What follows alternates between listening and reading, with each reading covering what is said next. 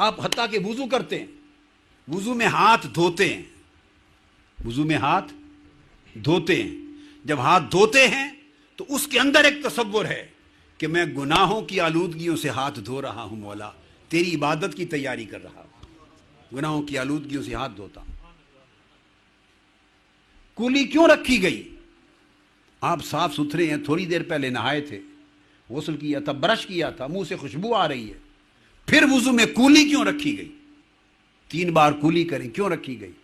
وہ پھر اس لیے کہ چونکہ اب اللہ کا نام لینا ہے، قرآن پڑھنا ہے، نماز پڑھنی ہے، اللہ کا ذکر کرنا ہے، اس نیت سے منہ میں 3 بار پانی ڈالیں کہ باری تعالیٰ جس زبان سے تیرا نام لینے والا ہوں میں اس زبان اور منہ کو دھوتا ہوں، تاکہ دنیا کی گفتگو اس منہ سے ہوتی رہی ہے، اب میں منہ کو دھوتا ہوں، دنیا سے پاک کرتا ہوں۔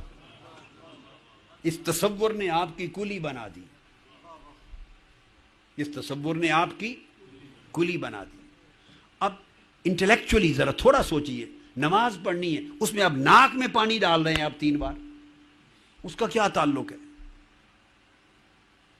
آپ نہائے ہوئے ہیں، صاف نہائے دھوئے ہوئے ہیں، ناک میں پانی ڈال رہے ہیں، کیوں؟ اس کے پیچھے بھی ایک تصور ہے، اور وہ تصور یہ اور ہونا چاہیے، جو میں بتا رہا ہوں، یہ جو کہہ رہا ہوں یہ ہونا چاہیے، اس تصور کو لے لیں، حاصل کر لیں۔ ناک میں پانی اس لیے ڈالتے ہیں کہ جب آدمی اللہ کے حضور حاضر ہوتا ہے عبادت کے لیے دنیا سے کٹ کر، تو پھر وہ جب تسبیح ذکر اذکار کرتا ہے تو جنت کی خوشبو آتی ہے، جنت کی خوشبو آتی ہے۔ اب ناک میں پانی اس لیے ڈالا جا رہا ہے کہ باری تعالیٰ ناک کو پاک کر لوں تاکہ جنت کی خوشبو کے سونگھنے کے قابل ہو جائے۔ پھر آپ منہ دھوتے، پھر آپ منہ دھوتے ہیں۔ اب منہ کس لیے دھوتے ہیں؟ نہا کے تھوڑی دیر پہلے نکلے تھے، صابن لگایا تھا، تو پھر دھوتے ہیں، کیوں نہیں؟ اب باری تعالیٰ تیرے حضور پیش ہو رہا ہوں، گناہوں سے آلودہ سیاہ چہرہ ہے، دھو کر پیش ہوں تاکہ میں اپنی طرف سے جو دھو سکتا ہوں دھو دیں، باقی گناہ کو تو دھو دینا۔ تیرے حضور پیشی کے لیے چہرہ دھو کے جا رہا ہوں، دنیا کی گرد و غبار اتار کے جانا چاہتا ہوں، ٹھیک ہے نا؟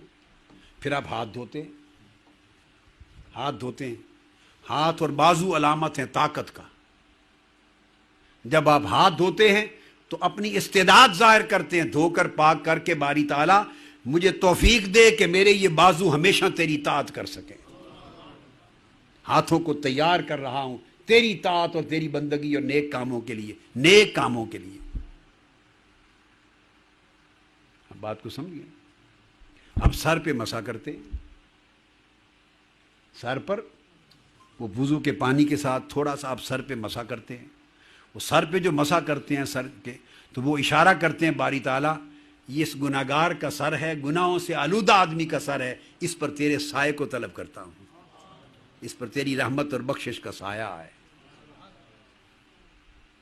پھر آپ پاؤں دھوتے ہیں، جب پاؤں دھوتے ہیں تو اس لیے کہ باری تعالیٰ ان پاؤں کو توفیق دے کہ ہمیشہ تیری راہ میں چل سکیں، تیری راہ میں اٹھیں۔